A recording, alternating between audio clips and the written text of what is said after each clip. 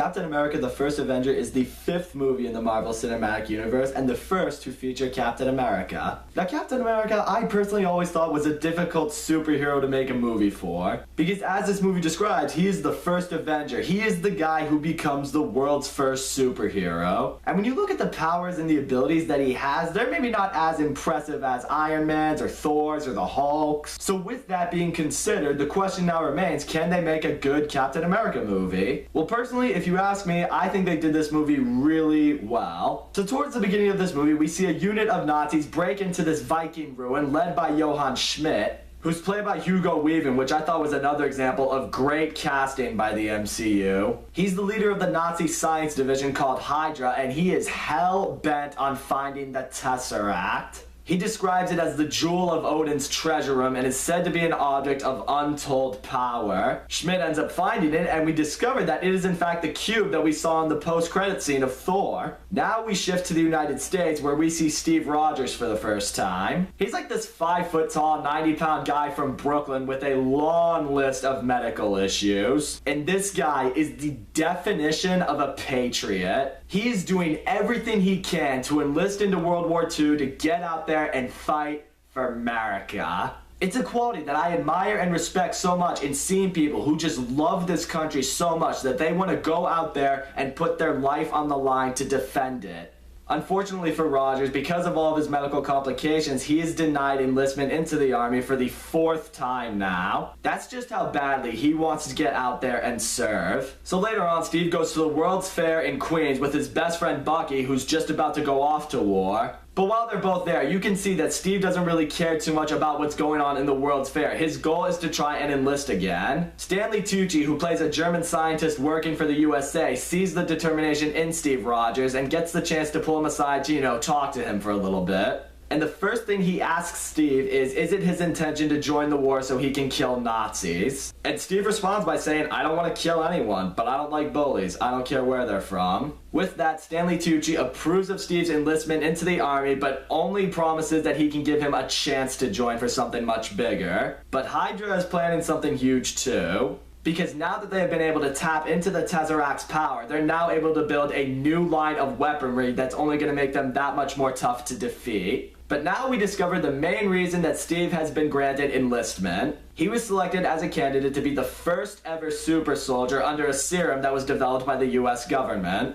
He and the other cadets are monitored by Tommy Lee Jones, who absolutely kills it as a US colonel in this movie. And also under Peggy Carter, who's a British agent that's working with the US under this project. And as expected, Steve is not doing well at all in any of these physical obstacles. So naturally, Tommy Lee Jones is completely against Stanley Tucci in naming Steve as the choice for the super soldier serum. But then comes probably my favorite part of the whole movie. Tommy Lee Jones tries to prove he's right by throwing a dummy grenade into the middle of the recruits, and each and every one of them just take off running from it, but Steve ends up jumping on the grenade itself to protect everyone from it. That just shows right there that even if he is not physically capable of what he needs to do, he has the guts, the honor, and the sacrifice to be a great soldier. Best part though is after Steve does that, Tommy Lee Jones just looks at Stanley Tucci and he's just like, he's still skinny. I just love the way he says it. He's just like, yep, I got nothing now. But before the operation, Stanley Tucci tells Steve a little bit about how the serum was developed. In its earlier stages, the serum was actually used on Johann Schmidt. And while the serum did make him stronger, because it was not ready and because of the evil intentions that Schmidt already had inside, caused him really bad side effects towards his body and also just made him more worse of a man than he already was.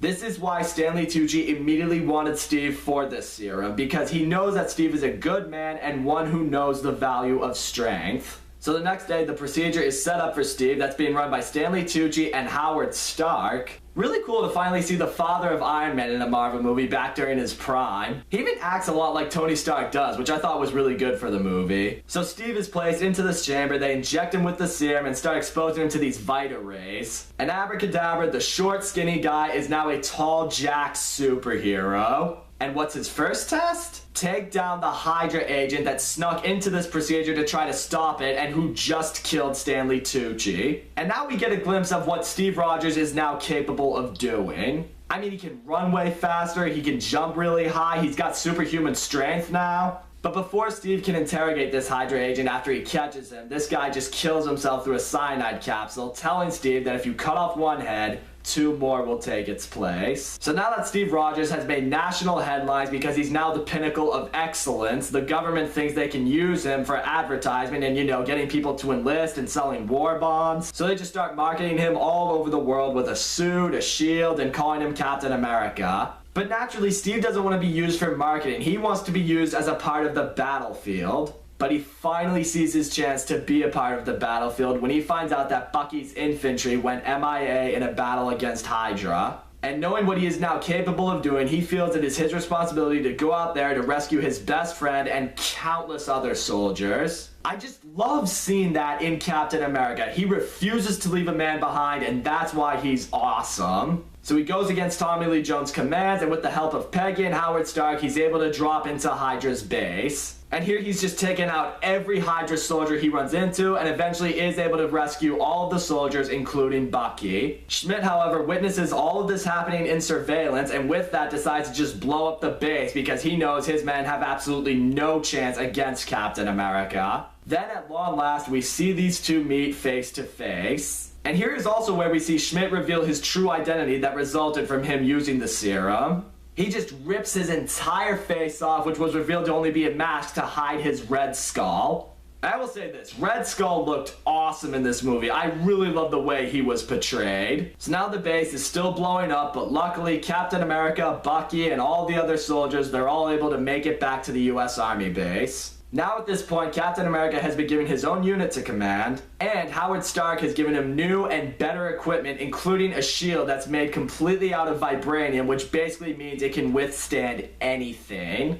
And now from here, we get a huge montage of Captain America and his team just taking out a bunch of Nazi soldiers. And if I'm being honest, I wasn't the biggest fan of them montaging through all these action sequences. Because you see them and they're awesome, which leads you to believing that the fighting and the action that led up to it was also awesome. You know, you see Cap just beating guys down, destroying tanks, and throwing his badass shield around like a frisbee. And the fact that for a while we were only getting to see bits and pieces of that, it kind of bums me out. But now we see Cap and his team planning to board a train that's carrying Arnim Zola, who's the head scientist for Hydra. And they know that if they can capture him, then they can figure out where Schmidt is hiding and what he has planned. So they make it onto the train, and they're fighting all these Nazi soldiers who are wearing these robot suits that's powered by the Tesseract. I thought it made for a really cool action scene. But then comes the moment that really hits Steve and us right in here. We see Bucky, he's been thrown out of the train and he's hanging onto the outside of it for dear life. And just before Steve can save him, Bucky falls from the train into an icy river to his death.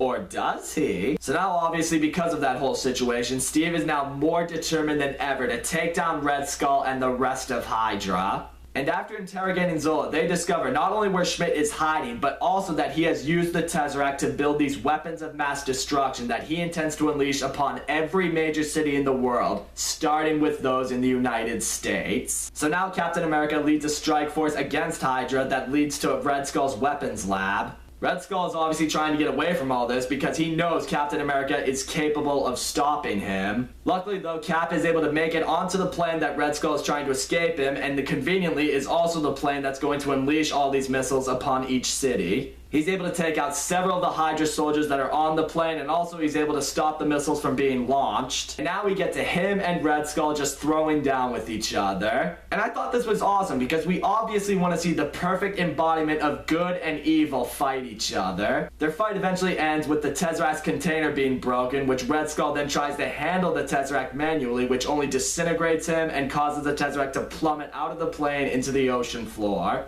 But now Captain America has another really big problem to deal with. This plane is still headed for the United States, which will still end up killing a lot of people, and the only way he can stop it is if he forces it into the water, which will probably kill him. He and Peggy have a really emotional last time conversation between each other because we know that a romance has obviously been building between them throughout this movie. And soon enough, the plane crashes into a glacier. And sometime later, Howard Stark is trying to find Captain America's body, and while he doesn't find him, he does find the Tesseract and retrieves it from the ocean floor. And sometime later, Steve Rogers wakes up in a hospital, but he realizes that it is not the time period he's familiar with. He eventually runs into Nick Fury, who tells Steve that he has been asleep for almost 70 years. So all in all, I think Captain America: The First Avenger is a really good movie. Chris Evans was the perfect choice for Captain America. He shows that Marvel really does know who the best choices are to play their heroes.